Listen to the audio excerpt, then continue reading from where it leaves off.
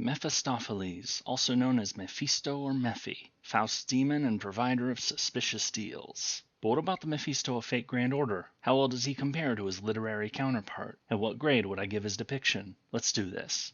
Mephisto is a caster class servant. Now, in the story of Faust, Mephistopheles is a demon, an agent of the devil, who offers a deal to Faust that will grant him access to his magical powers for a period of time. But once that time is up, Faust will be damned for all eternity as the devil claims his soul. The story of Faust is a very famous and influential one that has seen countless retellings, adaptations, and stories written with a similar sort of deal with the devil or Faustian bargain as part of the plot. Everything from Goethe's famous retelling of the story, to Hans Christian Andersen's The Little Mermaid, to a certain popular anime where an overly cute critter offers contracts to middle school girls that, the girls later find, are tainted and will bring them misery. That's right, everybody. Kyubey from Madoka Magica is a servant in FGO, or at least someone just like him. Let me know in the comments how many of you, upon finding this out, have now decided to add Mephistopheles to your farming lineup, with Chen Gong. You may also want to keep any servants who share voice actresses with the main Madoka cast, like Okita, Tamamo, Miss Crane, or Fran, away from Mephi, unless you want them dead, of course. Anyway, I thought it would be best to get this out of the way first so everyone knows who exactly our dear Mephi is at a basic level. Suffice to say, the caster class suits him perfectly. Next up is his character design. Mephistopheles in FGO, to be blunt, looks like a crazy clown who you absolutely should not trust under any circumstances. His appearance is notably inhuman. His irises are pink. I mean, he also has horns and almost white skin, but the eyes. Anyway, while Mephi's design might not be what immediately comes to mind when you think of a demon, there's a notable lack of red, but it still works just fine. Demons come in all shapes after all, and the classic red-colored demon doesn't have to be the only one. At least, his overall design's appearance is fine, but once we get into the little details, we start to get the first warning signs. Specifically when it comes to his weapons, scissors and bombs. What are these about?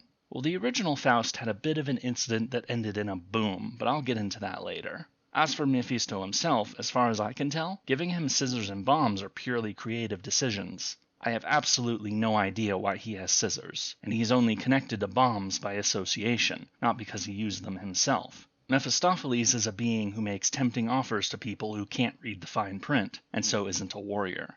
Or at least, I've never heard of a character like him being one, though apparently there is a Marvel character who has the name Mephisto. Does he fight? I have no idea. In any case, Mephi's design is fine, but also gives the first signs that something might be off about his depiction. Moving on to his skill set, Mephisto's first skill is Curse, which has a chance to reduce an enemy's MP charge. This is a pretty generic skill. Many servants have it, or something like it, most notably Tamamo. From a lore perspective, I'd say it works fine for Mephi because the deals he offers are basically curses when you get right down to it. Let's just go with that. Mephi's second skill is Innocent Monster, which upgrades into Fruitless Wrath after a rank-up quest. Innocent Monster is something we have seen before, a generic skill that warps a character based upon the reputation they have acquired rather than what they actually did. Now this skill is actually what's responsible for Mephisto's appearance, twisting him into this clown demon thing we know. In other words, he has been made into something meant to appear like the Mephistopheles of Faust's story, implying that he isn't actually the demon in question. More on that later. As for why the upgraded skill is called Fruitless Wrath, I have no idea. I couldn't find anything. Lastly, Mephisto's third skill is Clown's Laughter, which is actually a surprisingly good skill for a 3-star servant. The curse debuff is hardly worth mentioning, but 3 stacks of buff block with no time limit? Wow. I've not tried to use this myself since I tend to just bulldoze everything in my way, or stall it out with an unkillable team, but this skill sounds like it could be seriously useful for certain boss fights. As for the lore behind this skill, it is meant to be an extension of what Mephi gets from Innocent Monster, applying his demonic power to make things miserable for his foes, but in the form of a clown laugh because, well, he looks like a clown. Mephistopheles' noble phantasm is Tick-Tock Bomb, whereupon he sets off a centipede bomb thing to do defense-ignoring damage to all enemies, while also applying a curse for a few turns. Ignore defense on a 3-star? If this guy had an MP charge, he could potentially be a good Buster Looper. I think someone at Lasengle should do something about that. Having more viable low-rarity servants is a good thing. But what about from a lore perspective? Does Faust's demon have any connection to bombs or explosives? The demon? No. The real Faust? A bit. Still, you could say that this is allegorical, that since the deals people make with Mephistopheles give them great power, but are also ticking time bombs that will one day claim their soul, well, from that perspective, the bomb thing is actually kind of creative. I'm just going to assume that's what they were going for here. Still, there is the slight problem of that being that the enemies in the field probably aren't accepting any deals from Mephi during the battle. The whole thing with him is that you have to make a deal with Mephisto, and it is then that you will get the bonuses, but will end up damned later on. He doesn't force the deals onto people. Other people have to accept them. But now I'm going to go on a small tangent and do something I did with my Jean video. That is, to make some suggested changes to Mephisto's kit. Now, Jean didn't really need help with her lore accuracy. I gave her an A- and I stand behind that. But Mephistopheles? He needs some help. So what would I do to improve Mephi's kit? I'm not going to go skill by skill like I did with Jean. Rather, I'm going to make one simple argument. I think Mephistopheles should be a support character. Specifically, I think he should be a support character who gives some seriously amazing buffs to teammates, but which have some major drawbacks later on. My previous video was on Oberon, and that is convenient because much of what is in his skill set are the sorts of things I'd like to see for a lore-accurate Mephistopheles. As for his MP, I'd probably also change that to some crazy good party buff, but with some crazy bad demerits. As for what buffs or debuffs this new Mephi skills would have, I'm not entirely sure. I'm not a game designer after all. But the overall theme of an updated and lore-accurate skill set for Mephistopheles is to basically make him a low-rarity Oberon, though perhaps with more drastic buffs or demerits. Feel free to discuss this in the comments. Moving back into it, Mephi's craft essence is Parasitic Bomb, which is basically just his MP by another name. The description for the skill talks about how these bombs are essentially a parasite, something that takes host in a victim before eventually going boom.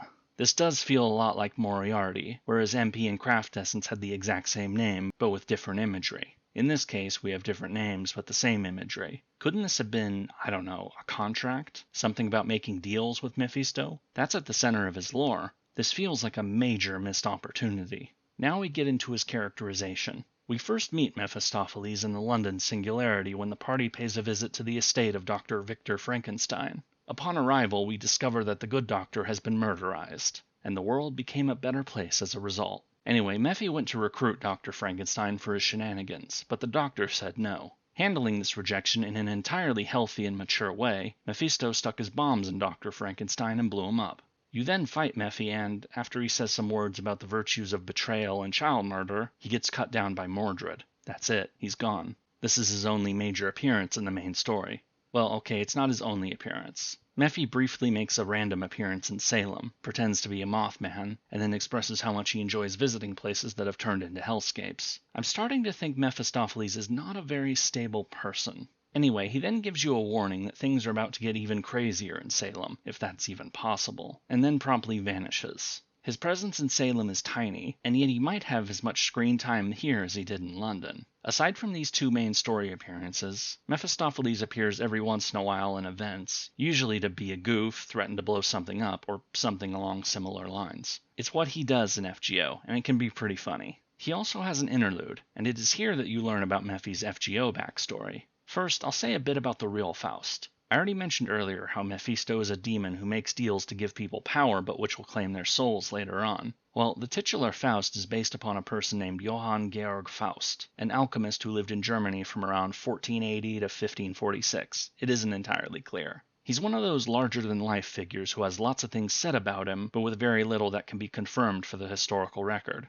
Anyway, he was apparently a pretty crazy person who ended up being caught in an accidental explosion while doing alchemy things. Now, people at the time whispered that he had been taken by the devil as part of a repayment for some deal Faust had made with him, but chances are the guy just mixed the wrong chemicals together and blew himself up. We know more about chemistry these days, thankfully, probably thanks to a guy like Georg Faust who taught us what you probably shouldn't mix together. But what about FGO's Faust? We know that alchemy has come up before as one of the skills that mages in the Fate franchise do. Waver did a bit of it in Fate Zero. Well, that's just it. The Fate franchise's Georg Faust was a mage, and Mephistopheles was not a demon, but a homunculus that Faust created. But after some time had passed, Mephi decided that Faust was boring and so ended up blowing him up. This guy really is sensible and well-adjusted, isn't he? Anyway, Mephisto mentions in the interlude that it was thanks to Goethe that anybody even remembers Faust's name, even though Goethe was not the original writer. He did write the most famous version of the story, but that itself was a rewriting of the story which first appeared in the late 1500s, while Goethe's version came out in 1832. It was by being portrayed as a demon in that story that Mephi became one as a servant thanks to the skill Innocent Monster. Anyway, you may have noticed that something is missing in Mephistopheles' FGO story. Deals, contracts, bargains, anything of that sort. Not a word is said about Mephisto offering a pact to Faust on behalf of the devil, or really of him doing anything of the sort. He basically is just a crazy clown with a fondness for explosions. But as fun as that is, a Mephistopheles who doesn't even try to offer any Faustian bargains, the thing that he is most known for that's a serious flaw. I have no idea what the designers were thinking by leaving out such a key part of Mephisto's character. I mean, it would be like if they decided to make Blackbeard, one of the most famous pirates in history known for being absolutely terrifying, and decided to turn him into a comedy pervert character instead. I can only hope that the developers never do something so asinine as that. And now for the verdict. What grade would I give Mephistopheles' depiction in Fate Grand Order? Well, I'm not going to sugarcoat this. It's bad. He's a fun character, but this is not the demon from the story of Faust. Sure, his character design gives him the appearance of a demon, and his crazy and unhinged personality might be passable as a demon, but his skill set and noble phantasm doesn't reflect anything about how he was the being who made people tempting offers that had some serious strings attached. Nor do we get anything like that at all in his characterization. This is a serious problem, and hopefully someday someone at Lasangle wakes up, realizes their mistake, and decides to do better with a future event or something. He can still be a fun and crazy clown, just make him try to offer some shady deals, you know? And so for a final grade, I'm going to give Mephistopheles, the demon of Faust, an F. Yep, my first F. Now I did give an F to the Vortigern half of Oberon Vortigern, but the Oberon half managed to salvage that to get the final grade up to a D+. Mephi has no such luck. His F is his and his alone. And now, it is time for me to reveal what happens when a character gets an F for their FGO depiction. Because you see, getting an F on this channel does not merely mean fail. It means fire! And with that, this servant of the devil gets to enjoy the fires of hell he has damned so many others to with his shady deals. If you would like to learn more about another character I almost roasted, check out my video on Oberon right here. Until next time.